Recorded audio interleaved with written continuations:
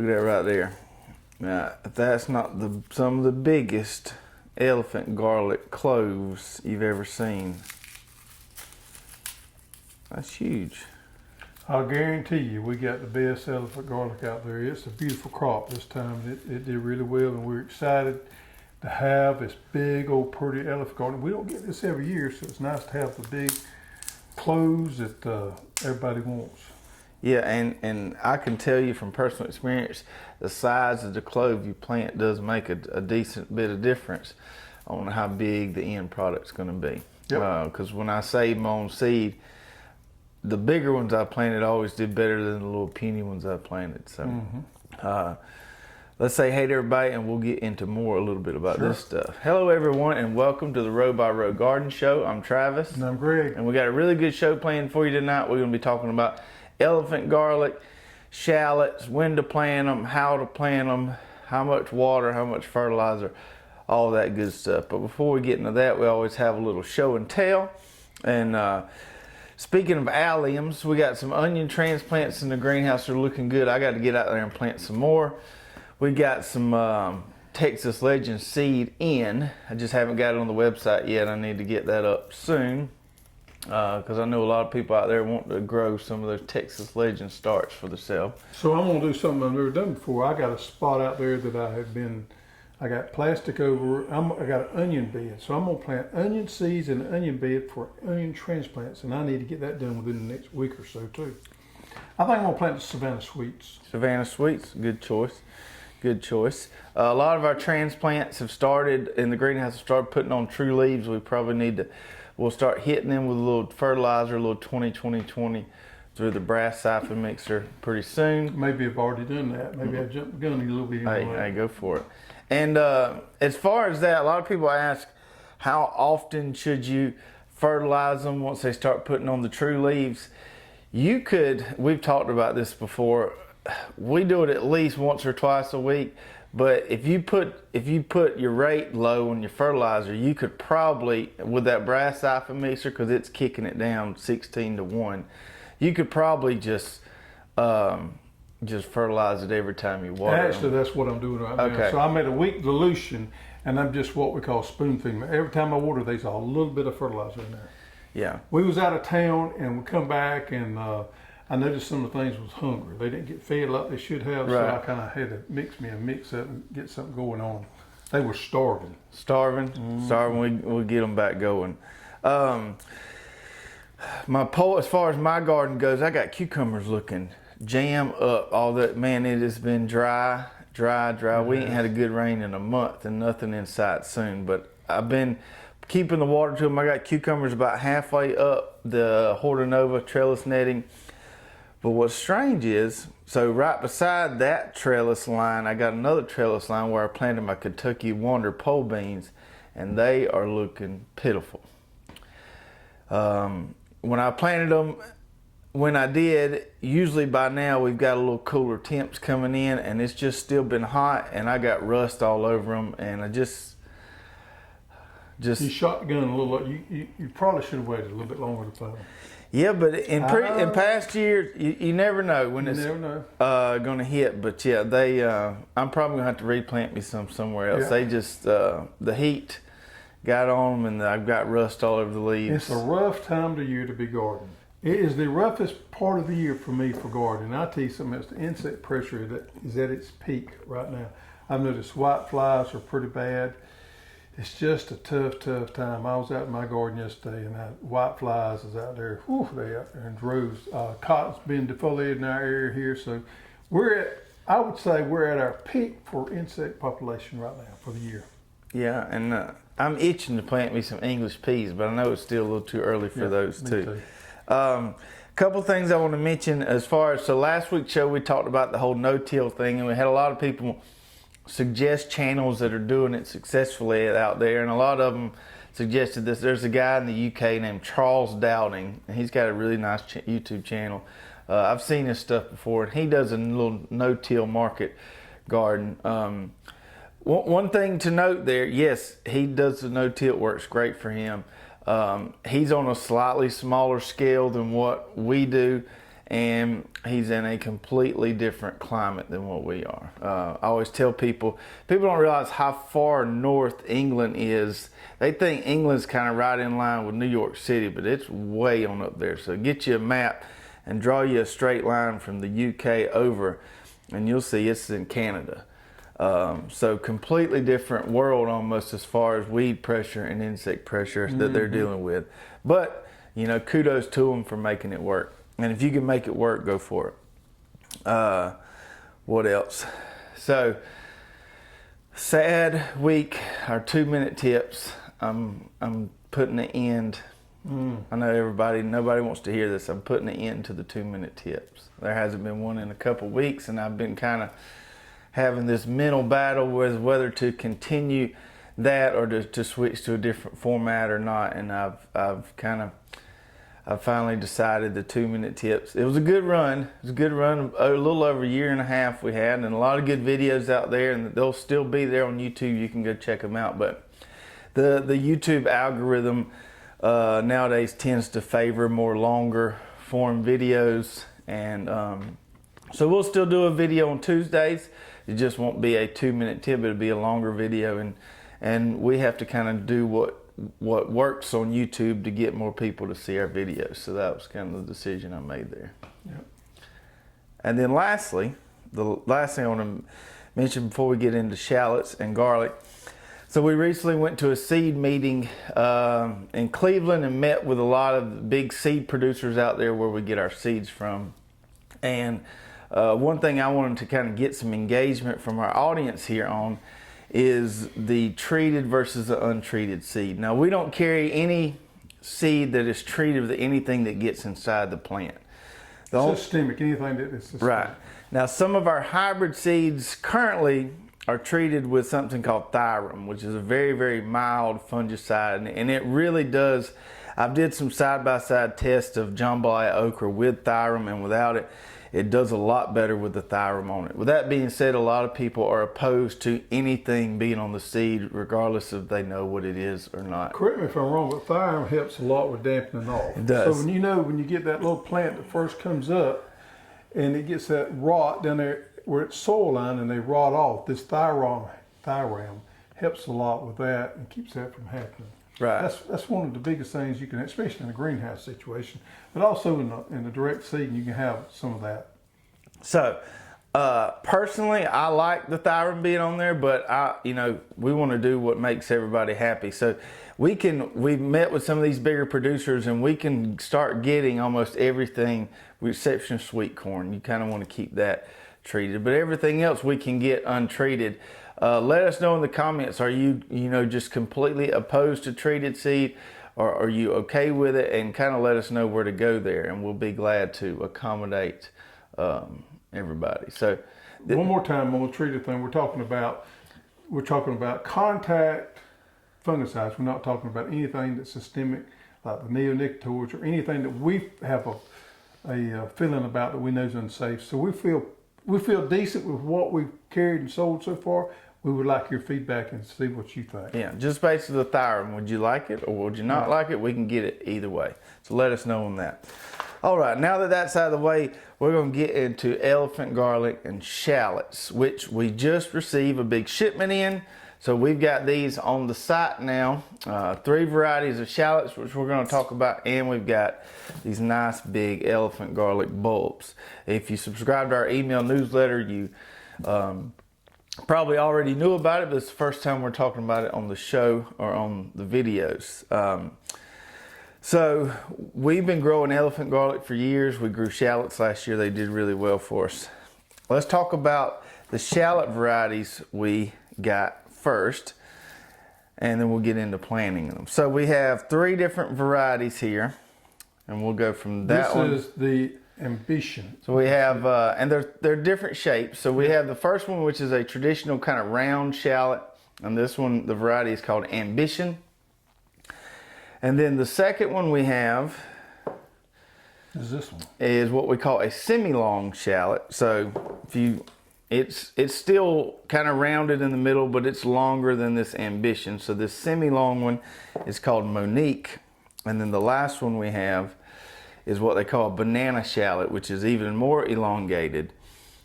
So you can see the semi-long is still kind of round in the middle. Banana is really elongated. And this one is called Roderick. So Ambition, Monique, and Roderick. You've got round, semi-long, and banana. And we grew all three last year, and I really liked all three of them. It's a good idea, and I'm gonna probably do it again. About 3 rows, one of each variety. Right, right. So let's talk about shallots a little bit, and because a lot of people are not real familiar with them. A few years ago, I was not familiar with them. I've just got accustomed to growing them the last year or two. Actually, it's from France. From French, the French use them in cooking a lot. In the United States, they were not very popular in the 30s and the 40s. There's this lady called Julia Childs. Yeah, right. Big cooking show back in the 50s. PBS. On PBS, and she was the queen. She was the Martha Stewart of today. Well, she started using shallots a lot in her recipes because, you know, these are cooking onions. And it is classified as an onion. So she started using them a lot. But when she started using them a lot in her recipes and everything, there was no U.S. production of shallots. So that's kind of what spurred on people wanting to grow their own shallots, because there wasn't any, and you couldn't even buy them in stores or whatever back then. So it kind of revolutionized since then. A lot of your French cooking calls for shallots in their recipes and stuff. So that's thought I'd give you a little background there. Thanks for that history lesson there. I did not know that. They did a little Julia Childs. Yeah. So shallots, you'll see some people online selling seeds. We sell what we call the set. So this is a set, which is basically like an immature bulb. And each set has kind of 2 ends to it. You've got a root end to it, you can see there, where there were some roots that dried up. And then this is the stem end at the top right here. Now, a lot of people eat the green with the bulb down there. Right. You can call it green. And the best way to describe the flavor of a shallot is it's kind of between a garlic and an onion. So if you took a garlic and an onion and put them together, this is pretty much what you'd have. I don't see people eating them fresh. Now, I've seen a lot of recipes where people roast them with olive oil and things like that, and I'm sure they're delicious. I've not done that. But as far as dicing them up and using them in recipes with the green part and everything, I think it's their forte. And if you got a kitchen garden, I think you got to have these in your kitchen garden. Right, right. So let's talk about planting shallots a little bit. So shallots, you want to plant them anywhere from, the average is about 6 inches apart. Now when you plant these things, and I can tell you from a lesson last year, don't just make you a furrow and throw them down there. You've got to orient this shallot bulb a certain way for them to really do good. So you can take you a hoe, or you can take our wheel hoe with the plow set and make you a nice little planting trench for them. When you go to sit them in there 6 inches apart, you want to make sure you put that root end down and put this stem end facing up. And I noticed last year that it even works better if you don't cover it completely. Leave just maybe the first centimeter or so of this top stem end uncovered, because that's where your green is going to start to grow from.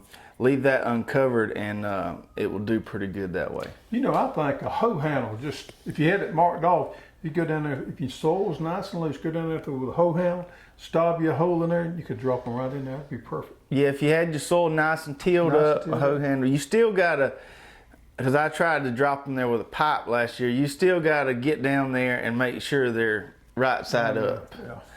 Yeah. So I've seen folks cover them completely. I covered mine completely last year, but I had some that I didn't on accident, and the ones I didn't cover completely seemed to do better. So I would recommend not covering them completely. So those are our shallots, and we have those in 1 pound, 5 pound, and 10 pound for each of the 3 varieties. So your 1 pound looks like this right here. Yep. And I should have done a count. I don't know how many on average is in every day. It's about 100, I think. It's about 100 in a pound. So if you order a pound, you get it in a nice little bag, cotton muslin bag like that right there. And we got the variety there on the top there. So a 1 pound bag with 100 sets there, if you got them spaced 6 inches apart, that's going to be enough for a 50-foot row. Or if you've got several raised beds, I would plant a whole raised bed of them. So the 1 pound bag is going to do you good. We also have them in, let's see if I can reach down here. 5 pound, which would be about 500. And then if you really want to grow some shallots, we got them in a 10-pound bag as well. So you can get what you need. Like Greg mentioned earlier, I would suggest trying a little bit of each. You can see which ones you like better. Yeah, a row of each. A row of each. Before we get into kind of when to plant and fertilize them, because it's going to be pretty much the same with shallots and elephant garlic, let's talk about the elephant garlic a little bit. So that's what the bulbs look like, man. You tear these apart. So when you harvest them, that's what you're going to get. But then you tear them apart and you use these individual cloves, just like we watch you plant. To plant, right. Now the way we use these in cookings, we use them in a little garlic press, just like you would garlic. As you probably know, elephant garlic is not a true garlic. It's in the leek family. But it is considered a garlic because we use them that way. The best way to define the flavor profile of an elephant garlic is it's got the garlic flavor to it without that pungent bite. You know, sometimes some of these garlics can have a real strong bite to the end of them. The elephant garlic has got the flavor without that bite on it, so it's a little bit more mellower than a regular garlic is. It works really good for So cooking. yeah, elephant garlic is not a true garlic, it's actually a leek. So if you live in the South like we do, now you can grow elephant garlic anywhere in the country. It does well in the cold weather, but if you specifically live in the South where we do, we can't grow the traditional hard neck and soft neck garlics because it just doesn't get cold enough for the garlic to do what they call stratify. And I've done some extensive trials trying to, because I thought I would love to grow some of these unique garlics, and I failed miserably at it. So if you live in the South and want to grow garlic, elephant garlic is the way to go. If you live up north, it's also a great crop up there as well. Store's really good. I mean, store's better than onion does. To me. Oh yeah, it does. The elephant garlic, you can also eat the greens off those. Once it starts to flower, you can eat what they call the scapes off those. A lot of people will cut those and saute them. With the elephant garlic, especially with the cloves this big, you're going to plant these a little further apart than you do the shallots. I would say about 8 to 12 inches apart on these. Now with the shallots and the elephant garlic, I'm going to be doing both of those just like I do my onions. I'm going to be doing drip, and then I'm going to do double rows on the drip. We'll talk about in a minute. These things need plenty of water. You want your pH on elephant garlic between 6 and 7, somewhere in that range right there. Slightly acidic. Yeah. So we're going to plant these 8 to 12 inches apart, a little further apart. When you plant them, you want to, trying to find an example here. Maybe this one does. So they'll have, some of the cloves will have kind of this crescent shape to it. You want to plant that crescent facing down there. Really? Yeah. I didn't know that. So you wouldn't plant it straight up like you would a You shallot? can plant it straight up like that. See, that's the way I would do it, just like you would a shallot. But you can also drop them in the ground and put them straight down like that. That's the way I did them last year. Either way, you see where you have a root end and a stem end there.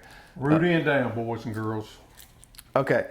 And with these, unlike the shallots that I recommend leaving a little sticking out the top of the soil, you want to bury these babies. Yep. I'd say, the way I always do it, make me a trench with the wheel hoe, with the plow set, make me about a 3 to 4 inch furrow and put them down in there and cover them up good.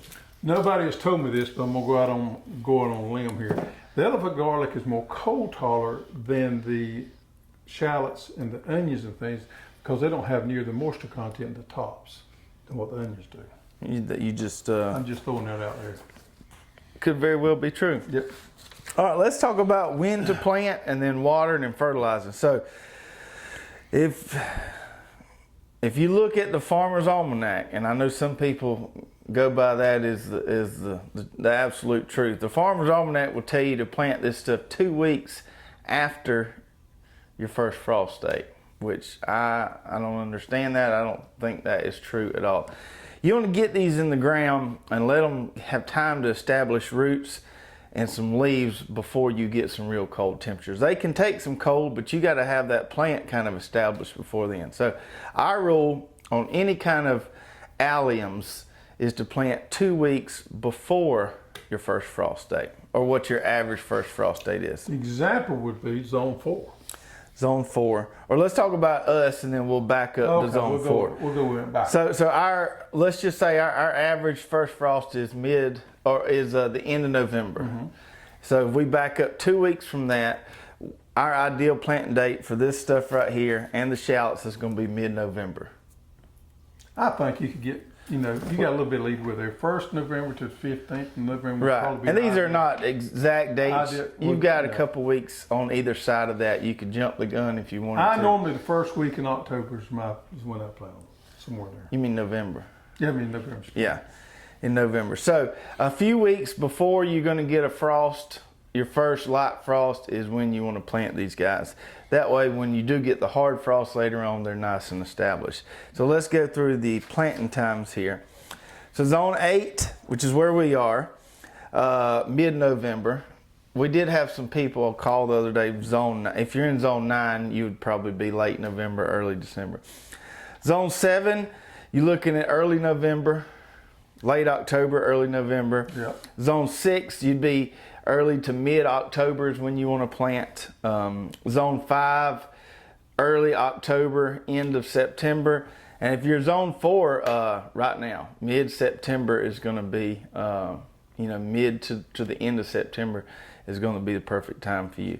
Now, a lot of people have asked me, can I go ahead and get these things and hold them till I plant? How do I store them or whatever? If you just put them in a room with AC, they'll be fine. You don't have to put them in the fridge. You guess you could. You might introduce too much moisture that way if you put them in the fridge. I would say just leave them in a breathable, like we send them in, bag. Keep them in the air conditioning house. They should be fine till you get ready. What's nice about the elephant garlic and the shallots is the shallots are daytime neutral. So the same varieties that we plant here in the South, you can plant anywhere. You just change the plant date a little bit. Unlike sweet onions, where you have to grow different varieties according to what area you're in. These elephant garlics and these shallots, you can plant the same varieties. You can plant them anywhere. You just change your plant date a little bit. Now, if you live in Zone 4, 5, or 6, after you plant them, and they start coming up a little bit, and then your cold weather really comes in, you want to mulch them and put some mulch on top of them. Insulate them. Insulate them for that winter time. As soon as spring starts coming and things start popping through, you want to go back there and pull that mulch back and give them room to pop through there. But you're going to need a little insulation on them if you live in these very cold climates. Here in Zone 8, we don't have to worry about that. But I would say 4, 5, and 6, I would definitely mulch, whether it be elephant garlic or shallots. Put some wheat straw down, something like that. The shallots, you can plant a spring crop also if you live in some of these cold climates. Yeah. Now, we don't worry about that here. We did it last year, but it actually works better to plant in the fall and probably Zone 7 and 8. But if you're in Zone 4, 5, and 6, you can plant you a fall crop, or if you miss the fall crop, you can plant you a spring crop. If you do the fall crop, you're probably going to harvest 2 to 3 weeks earlier than you would the spring crop, and then you're going to get a little nicer bulb. That's right. That's right. All right, let's talk about the watering and fertilizing requirements for these guys. Generally speaking, your shallots and your elephant garlic, and I would probably say onions too, going to need at least an inch of water a week. Now that's, as far as the water requirement scale goes with vegetables, that's on up there with sweet corn. That's a good bit of water. Rarely do we get consistently an inch a week of rain. No, but if you do get an inch, that means you get a water that week. But so my point is here is you're gonna have to water these babies, and you need a good way to water them, and that's why I like putting them on drip, so I can just turn it on and I can flood them. A lot of times with my onions and elephant garlic, shallots and stuff get up, I'll just go out there right before I go to bed. I'll go out there, turn that drip on, and let it run all night, and I'll turn it off in the morning, and they can soak it right up. So at least an inch of water a week. The drip tape really helps with that if you can use it. Fertilizing. So this is kind of my fertilizer program that I'll do on all my alliums here. When we're fertilizing anything, we always talk about initially you want to give it a complete fertilizer, because the phosphorus and the potassium are going to help root development. And then once things start growing, you switch it over to just give it mainly nitrogen. That's for the most part, with most vegetables, that's what we do. So what I'll do is initially, once I put these babies in the ground and they root in just a hair, I'm gonna inject them with some of this right here. I'm gonna do 1.5 pounds per 100 square feet or 100 row feet. So 1.5 pounds per 100 feet initially, and then once they get going. Well, let's hold up just a minute. Okay. So if you're doing raised beds or something like that, and you're doing this right here, the easiest thing to do is take your water can, put you a couple ounces of that in a gallon or gallon and a half in a water can, and just water them in. You can use the hose in mixer to inject some of this in. But if you're not using drip, you can still use the 20-20-20, just dissolve it in some water, whether it be the hose in sprayer, or you could do it with your little pump up sprayer like I've done before, or put it in a water can and just water it. Yeah. I like to tell people a couple tablespoons per gallon on this stuff if you're hand mixing it there. If you got an old milk jug or something, that works good. Put your couple tablespoons in there, fill that water, shake it up, and then you can sprinkle it over If you're your close area. to the house, it mixes a little better with warm or hot water than it does with cool water, but you want to let that cool down some before you put it on your plant. You don't want to scorch your plants. That's right. So we're going to start off with 1.5 pounds of this per 100 square feet. And then once they get going, during that vegetative phase, so we talk about alliums having the vegetative phase or the investment phase, and then we have the bulbing or the payoff phase. During that vegetative phase where we're trying to get as much leaf growth as we can, I'm going to hit them at least twice with some of this ammonium sulfate here, which is just lots of nitrogen there, and you get that sulfur that they need. 21% nitrogen. Now this also you could inject.